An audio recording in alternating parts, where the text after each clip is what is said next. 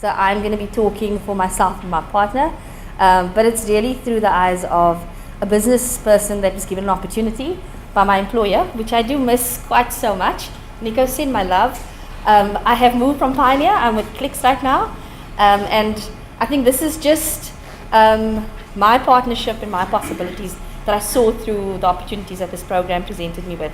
I'm an industrial and organizational psychologist, and I've utilized a lot of that skill when I worked with Verna. And what was very unique that she shared with me is the benefit of having an HR skill sitting opposite her, because we did a lot of HR type stuff.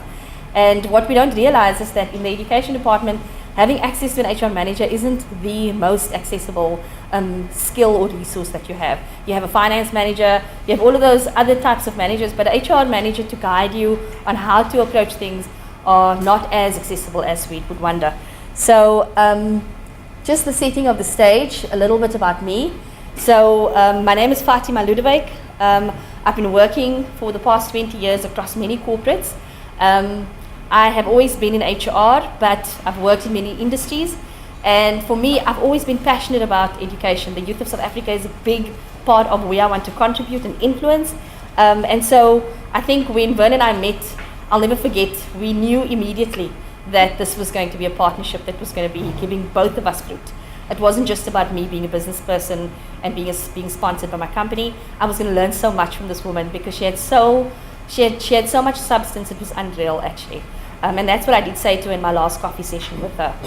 And if I look at really why me, the school that I selected was the school that I came from, an area that I had lived in as part of my youth. So Silverstream is based in Manenberg, and I come from that side. So I used to drive through gangsterism to get to varsity, through my career, through my profession. And I'll never forget emailing Joe, saying to Joe, "Is the school safe?" That's what I asked, and I am from there. And that for me just talks about how we sometimes, our realities, it alters as we go through our career, and we sometimes need to be reminded around where we've come from. So for me that was very meaningful. And basically the part that was most meaningful was how Partners for Possibility created the platform for me. And so how I was going to do this was through partnership, through telling our stories. That's how we spent our time. She shared with me the things that she wanted to accomplish and what she wanted to do with the school. And I just offered where I could the opportunity to partner with her and give her something. So what was my manifesto? First, I wanted to partner in a world where I think is the front of where sustainability is happening. Education and the youth of South Africa and where they pipeline is where we come from. I think the second thing for us that we agreed is that my offering needed to give her something that would make a difference. We also spoke about the fact that we need to appreciate that we don't see it, but I came from a Cape Flats area. I don't think people naturally look at me thinking I come from a Cape Flats area, but I did. And how did I do that? Because I was bred somewhere, and something helped me to push through. And lastly, the cherry for me was if I could help Verna make a shift in a school, even by an inch, I knew I was adding value. And I think that was always our objective. And so if you look at what was published initially, there's our Verna, there's Fatima, and you'll see proudly flying the Pioneer flag when I joined. Still do. It's a very phenomenal brand. And their hearts are so deep. I work with Nico, and he sponsors a big part of the CSI, and it's an organization that has a very deep heart. And so that's why I will honestly say that this was an opportunity that I by no means was not going to accept. So this challenge was one I was going to take on, and I was going to make it work. And the way in which we modeled our focus and how we went through it was we spoke about a concept that I work on in the HR business world or in the behavioral science world, which is me, we, us, and we started there. So the way in which we mapped it was simple things. We started where she was. What is it that your school is about? What do you want to achieve? We defined a purpose that was key for her, that she wanted to shift about a school. We understood all the moving parts that happened within a school, because what we don't realize is that a school is exactly like an organization, guys. We just call it different things. She told me her story, what she was passionate about. The key thing was to listen and not give advice without any level of invitation. We agreed where she wanted to land. It was not about me, it was about her. Most importantly, that we looked at all the possibilities that were available to us. And then lastly, we prioritized the things that mattered to her most. And it was in the concept of me, we, us. We started with what are the things that generally keep leaders in organizations awake at night. And the things that keep leaders in organizations awake at night are things like talent, the difference in generations, good benefits, employee engagement, basically building morale. And what we did is we took the organizational perspective and we basically linked it back to things that mattered in her school, in her role as a principal, and the benefits that she could gain in partnering in my hope and intention with regards to her. So if you look at it, you'll see talent management, we all know it in a corporate sense, but in a school principal sense, it's about making sure that she understood what a school needed, what the faculty needed, and to understand where those needs were going to be best plugged in.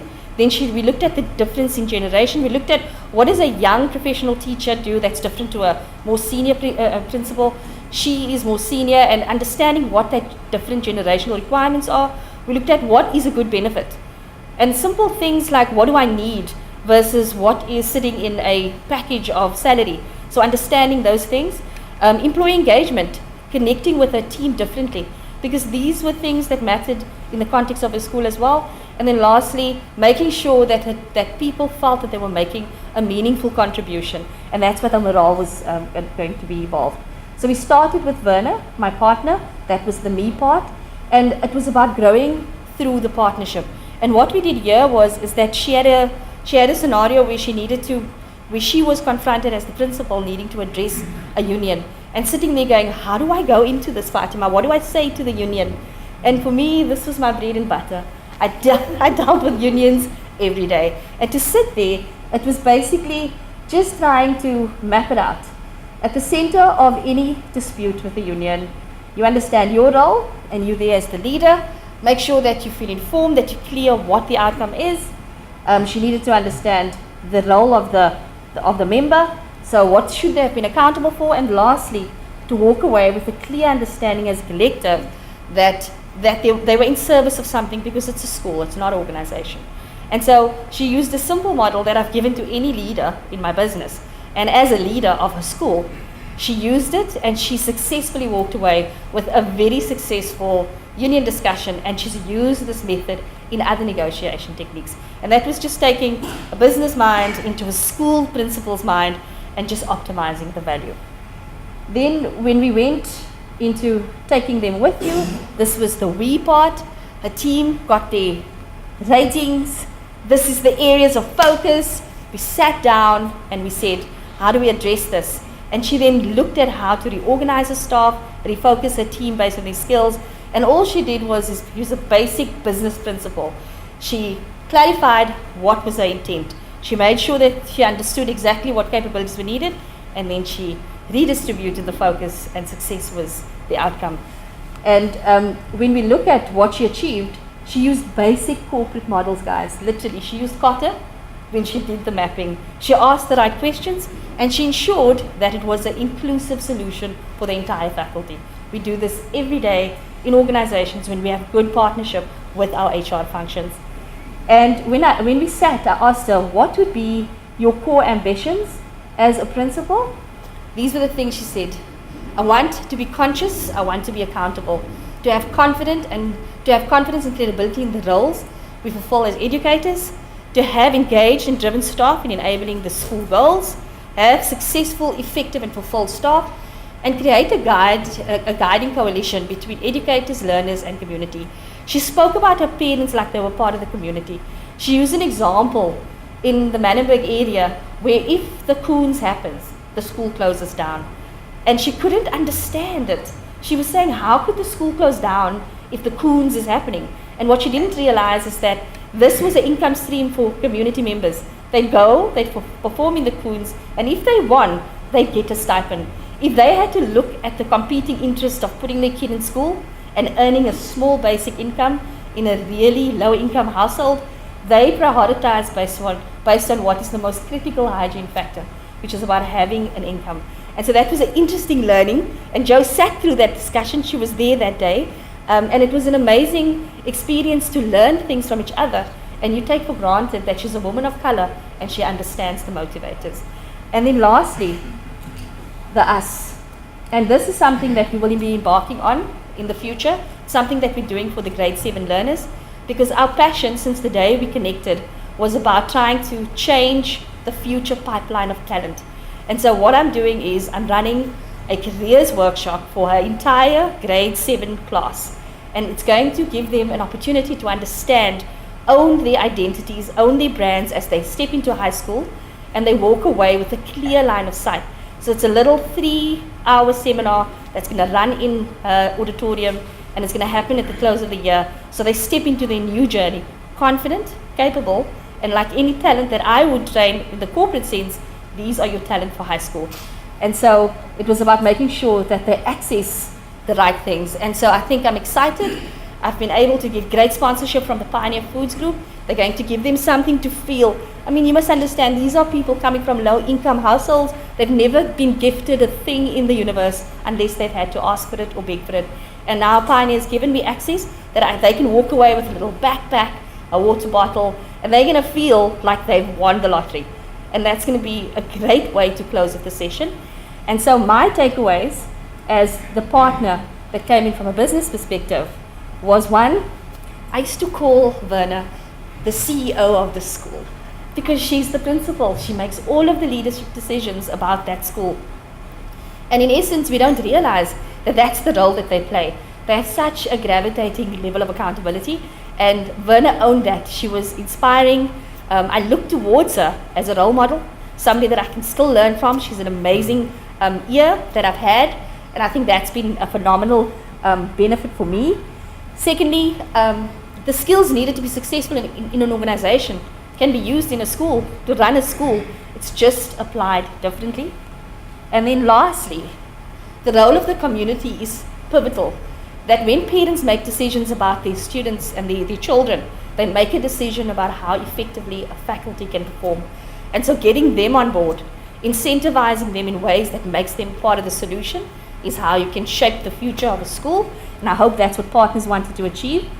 What I've given Verna as a commitment to what next for us is that I do a lot of engagement. I do a lot of leadership talks. I go to a lot of conferences. And I said to her, who says that it has to be a professional person standing in front of a group of professional women, inspiring them? Why can it not be a principal inspiring other women to be inspired? And so I've linked her up with somebody, and I've said to her, you're going to do a speaking engagement. Share with others how strong you are. You are a woman of color that survived a previously disadvantaged area, and you are a phenomenal principal, and you carry your commitment and conviction on your sleeve, and you do it with a heart. So if there's one thing I have realized, is the person who figures out how to harness the collective genius of his or her organization is going to blow away the competition. And that's the way in which I've stepped into talent as long as I've worked with talent. And so for me, I must say I've appreciated being part of this journey. Please always connect with me. I know I've been a little bit void, but I am available via different mediums. And I hope that I never forget the people that I've met on this program. Thank you.